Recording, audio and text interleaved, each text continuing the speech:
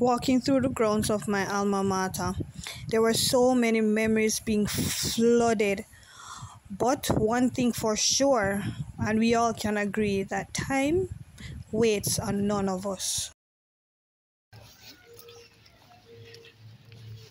And you just start school. It looks so daunting, but time moves, you know? Time is moving. And you don't make certain decisions because, oh, you think you have tomorrow. But before you know it, you're a past student. And you're being called to know, identify you by what year you graduated.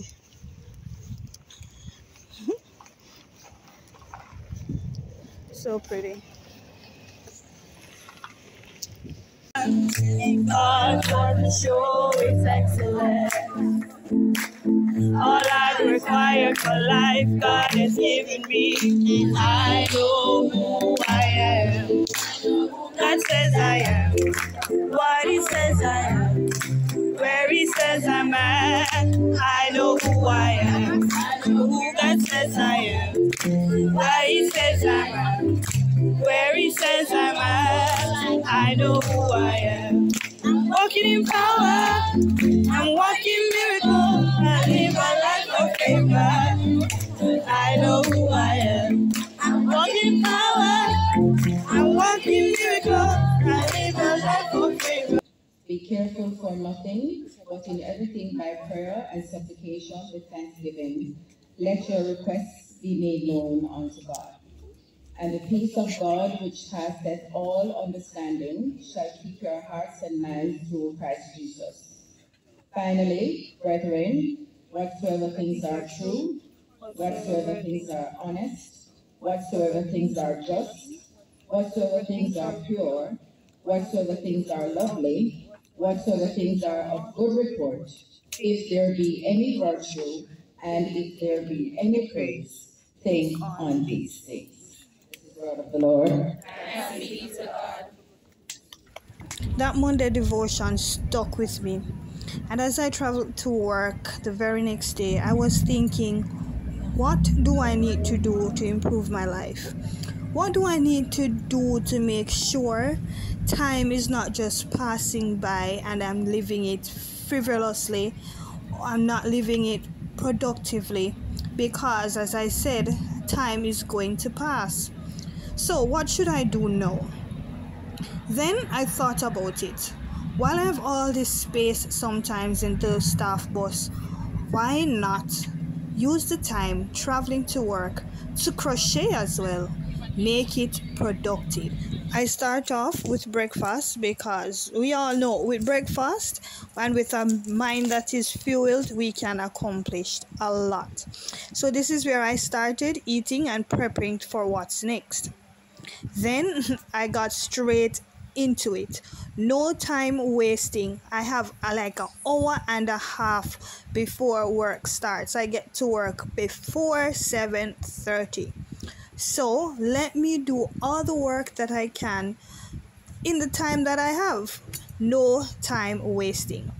It was kind of weird to be crocheting in the lunchroom in the morning. Some eyes were looking, some were wondering what I was doing. Some even asked questions if I was crocheting or knitting. At first, I thought the questions were annoying, but over time, I realized it's curiosity. People will be people, and the more people ask about it, the more people will know that I crochet, and it will be better for my business. So let me run with that positive ways of thinking instead of being annoyed by all the questions and thinking that it is being a disturbance. However, I really wanted to be productive. While I was focusing on the crochet, I also had my earphones in, and at that time I was listening to the Bible. So I am continuing with reading the Bible for the entire year from Genesis to Revelation. So at this time I was listening and testing and really focusing on what I was doing. Yes, I was trying it at work. At this point, there were no eyes looking at me, so I was a little bit more comfortable. Then, as eyes came on and I really wanted to demonstrate what I was doing on video, I had to adjust the phone. I don't know why, but I don't like eyes. But it is what it is. So I found out a way to just adjust. But at the end of the day, I had to remain productive, no time wasting. So I used majority of the time crocheting. I really got far along on this project while I was waiting in the hour. Who knew that I could have reached that far in a space of less than an hour, really? But you won't know unless you start. You won't know how far you'll get in a project, in building your house, in anything unless you actually start. You can't just tell yourself that tomorrow, the next day, the next day. Before you know it, all the time will be gone. You'll be past high school. You're now an adult and you wonder, what the heck did I do in high school? So, start now. It makes sense that you start now. It was just me alone in the room once again. So at this point, I was listening to my music and vibing and enjoying some praise and worship songs. I'm almost sure persons beyond the doors were able to hear me.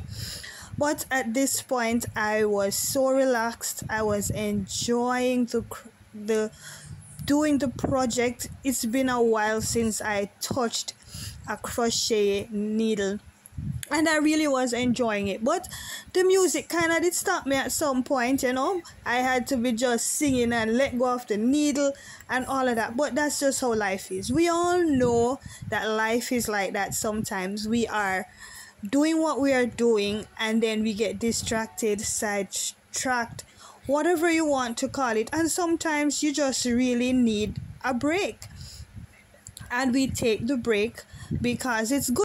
Sometimes with all the productivity, life sometimes throws us off track. Another day on the 9 to 5 grind. I don't know about you, but for me, it's very easy to work for someone else and be productive. I mean, I get to work on time. I do everything that I'm supposed to do.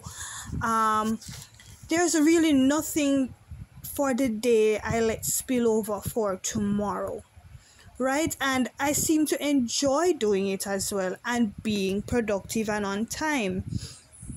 I got one of the best appraisals the other day for working there for 6 months. I got a 87% grade.